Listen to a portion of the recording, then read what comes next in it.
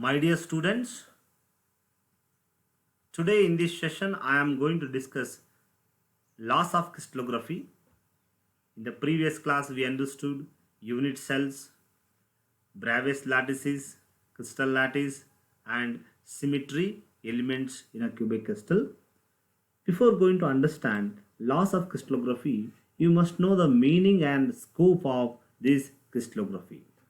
So first of all, crystallography is the branch of science.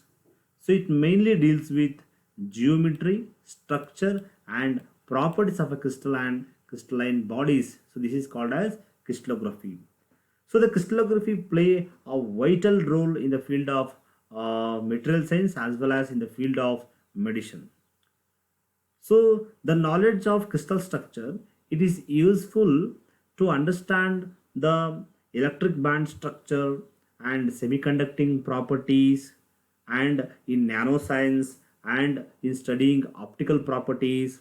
So in all these field, so these crystal structure is it is useful. And one such a beautiful example for the importance of crystal structure is if you consider diamond and graphite. So diamond and graphite, these are allotropes of carbon. That means they are made by carbon. The chemical composition is same in both the case, but their property is completely different. For example, diamond is famous for its hardness, but graphite it is soft. Diamond, so it has very good optical property, like it has total internal reflections. But in case of graphite, it does not have any optical property. It is black in color. But diamond, so you observe here, and graphite is good electrical conductor, and diamond is insulator. So why all these things are happening? This is happening because so the structure. In case of a graphite, so there is a layered arrangement takes place. But in case of a diamond, so all there are carbon forms four bonds. So extending covalent bond takes place in case of so diamond takes place. But in case of a graphite, so carbon can form only three bonds, so one electron is free, that's why it is good conductor. So because of three bond, there is a planar hexagonal arrangement, it is there in graphite. But in case of a diamond, there is a continuous tetrahedral arrangement takes place. That's why diamond is strong. So there are four covalent bond in each carbon, but here three covalent bond in each carbon. So see, all this property we understood so only by knowing crystal structure. That's why the crystallography finds scope. So in the field of material science, in the field of medicines, in the field of medicines, in for example protein. In order to understand the behavior and properties of protein, we must know the structure. So that's why nowadays peoples are going very interested in preparing the converting a protein into a crystalline form, because once you convert in crystalline form, then it is very easy to know the locations of various atoms in a crystal, and thereby it is very easy to study their properties like enzymes and all. So that's why the crystallography play a very important role in every field of science. So there are three fundamental laws, so which are basic laws by using which we are going to study the properties of a crystal. The first law is Steno's law of constancy of interfacial angle, Hayes law of rational indices or intercepts, and law of symmetry. Let us discuss one by one. The first one is Stinos Law of interfacial angle. Interfacial angle. Europhase in the crystal. So let us consider these three crystals, single crystal or unit cell. So in all the crystal, you can observe the angle, corresponding angle, the angle of neighboring faces. In all the cases, the angle is about 120 degree. And all these unit cells are made by the same substances. So this is what Stinos law.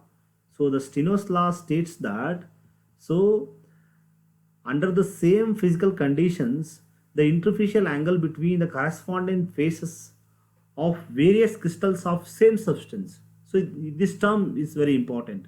Various crystals of same substance. Same substance means, for example, sodium chloride can exhibit so more than one type of crystal system. So this phenomenon is called as polymorphism. That means a same substance can exhibit cubic, hexagonal, so hexagonal system. That means a same exhibit different crystal system. In different crystal system, different size and different shape. So even though their size and shape is different, their angle, you look at this these three. So their shape is different, but you look at the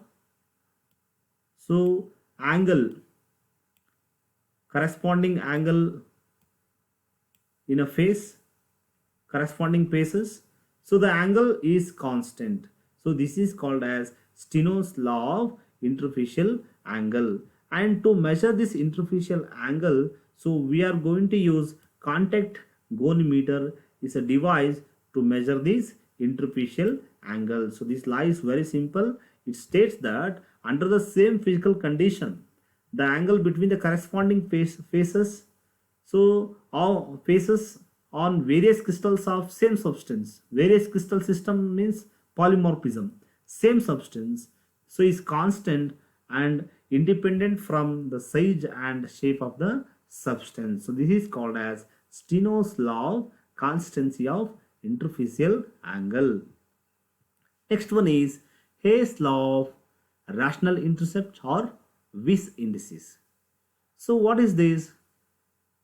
So in the previous class you understood characterization of a unit cell. To characterize a unit cell, we used two parameters. One is axial distance, another one is axial angle.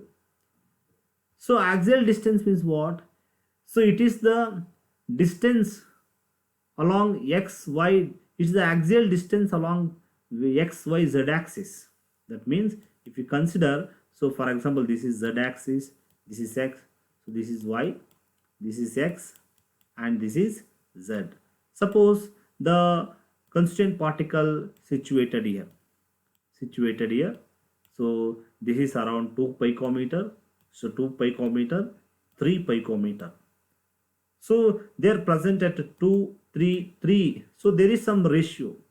This law is going to describe the ratio of the position of constituent particle in these three coordinate axes.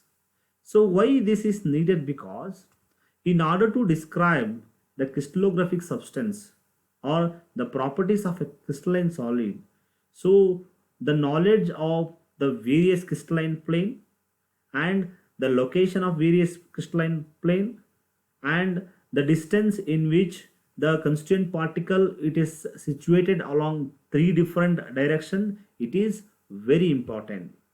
And the distance, so in which the particle is situated along three axes, it is expressed by using some numbers. So these numbers, so along xyz axis, are called as Weiss indices or these Weiss indices.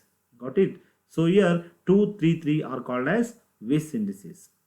And what this law is going to tell about Weiss indices? This law is very simple. According to this law, so these are called as intercept or indices. So these indices are equal, or the ratio of these indices is equal to 1:1:1, or the ratio of these intercept so is equal to some integral multiple of integer.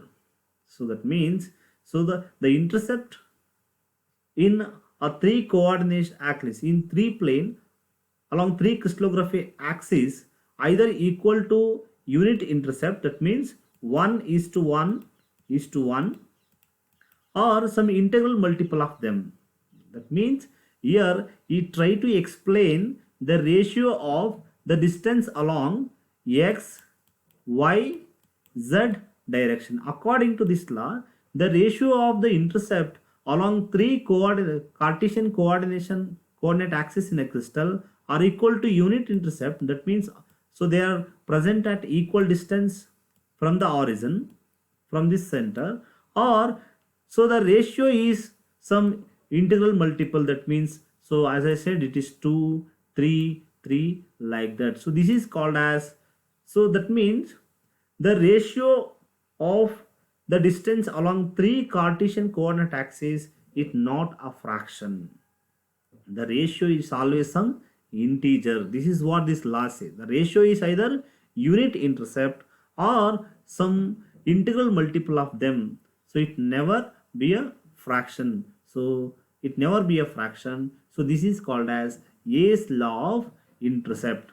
So that means it's going to relate the position, that means the position of one particular atom or molecular ion on a crystallographic axis, it is related to the position of another constituent particle present in another axis. For example, the position of the particle atom in the x, it depends on y, and so y depends on z. That means this law is going to tell the interdependency of these intercept, the distances the located in various axes. Got it? So this is called as Hayes law of rational indices. The next is law of symmetry. Law of symmetry is very simple. So that means let us consider cubic crystal. In the previous class we understood symmetry elements. So there we found that for a cubic crystal there are 23 total symmetry operations are possible. These 23 operation is same for simple cubic unit cell and body centered unit cell and face centered unit cell. So this is called as law of symmetry. That means irrespective of nature of unit cell, all the unit cells of same crystal system possess same number of symmetry operations. So this is what a law of symmetry. That means it states that all the crystals of same substance possess same number of elements of symmetry. The best example for is cubic crystal. So in a Bravais lattices, the first one is cubic. There are three cubic systems. One is simple cubic, body centered and face centered. All the cubic system possess 23 symmetry operations. So this is called as law of symmetry. So these are the three important laws of crystallography. So in the next class I am going to continue Weiss and Miller indices.